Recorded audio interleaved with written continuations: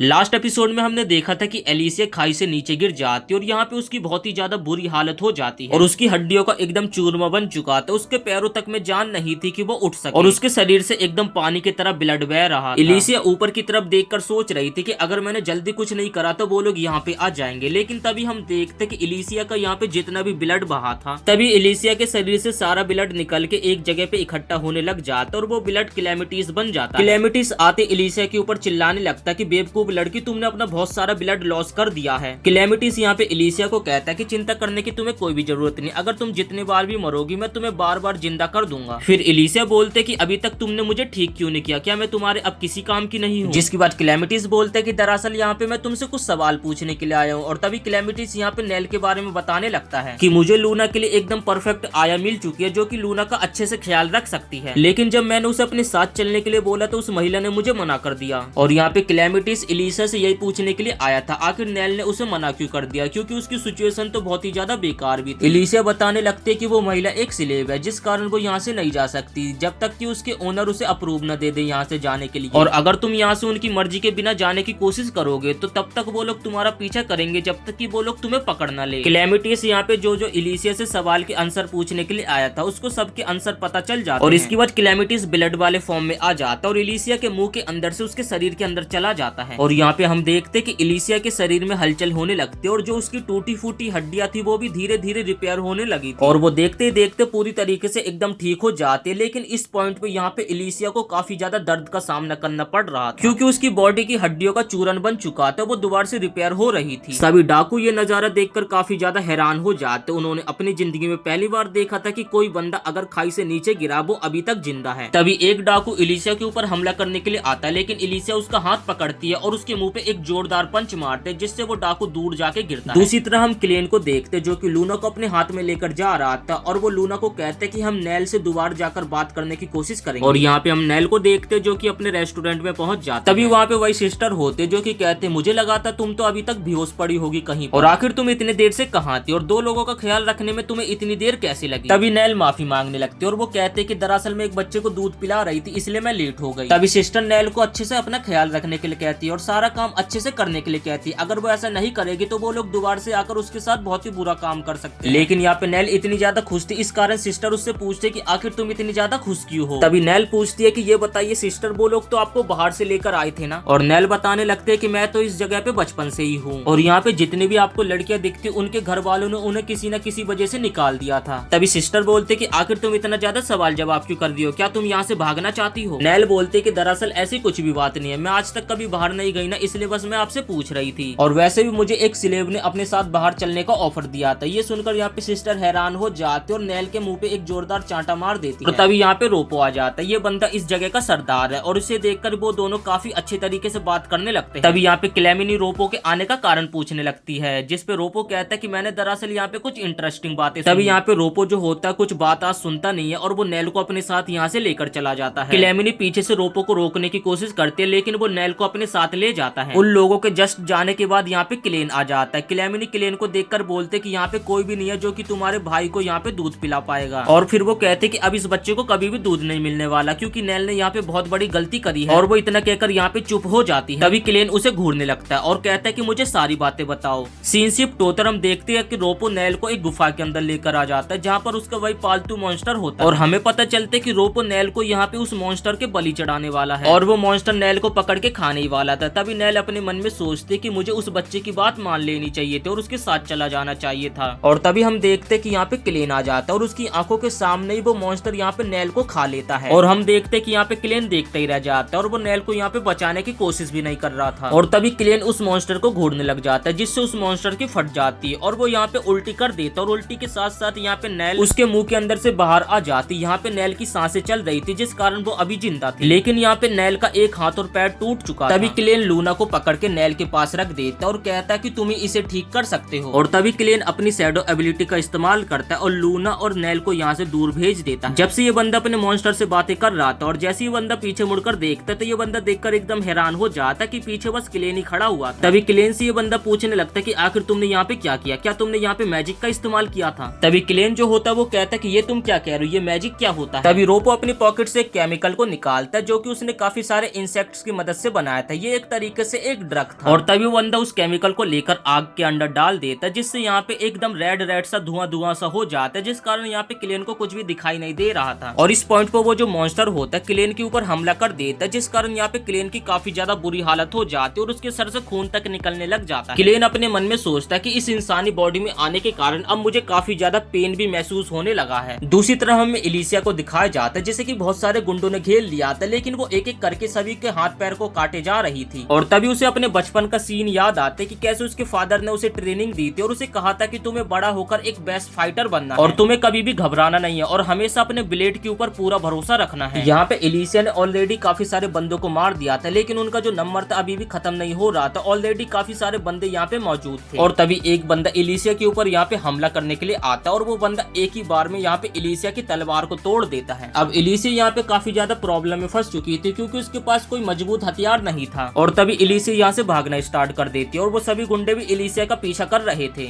Alicia भागते भागते अपने मन में सोच रही थी कि अगर मैं थकान के कारण रुक गई और उन गुंडों ने मुझे पकड़ लिया तो वो लोग ना जाने मेरे साथ कैसा बुरा हाल करेंगे। कुछ भी करके उसे पानी में जाकर लेजेंडरी स्वॉर्ड को लेना होगा, जो कि काफी ज्यादा मुश्किल का काम है। और एलिसिया को ये भी पता है कि पानी के अंदर काफी खतरनाक बीस्ट है और उनसे बचकर उसे उस लेजेंडरी स्वॉर्ड को लेना होगा। तभी एलिसिया अचानक से काफी सारे बैम्बूस के ऊपर चढ़ जाते और उसका पीछा करते करते काफी सारे लोग भी ऊपर चढ़ने लग जाते। तभी एलिसिया यहाँ पे अपना तिगड़म लगाते और कुल्हाड़ी से सारे बैम्बूस की रस्सी को काट देते, जिससे यहाँ पे होता क्या कि बैम्बूस पानी में नीचे गिरने लग जाते और बैम्बूस की चपेट में आने के कारण काफी सारे डाकूस भी पानी के अंदर गिर जाते। मौके का फायदा देखकर एलिसिया भी पानी के अंदर जंप कर देती और फाइनली उसे लेजेंडरी स्वॉर्ड मिल जाती है। और इसी के साथ ये एपिसोड यहीं पे समाप्त हो जाता है। अगर आपको ये वीडियो पसंद आए तो वीडियो को एक लाइक करके चैनल को सब्सक्राइब जरूर से कर देना।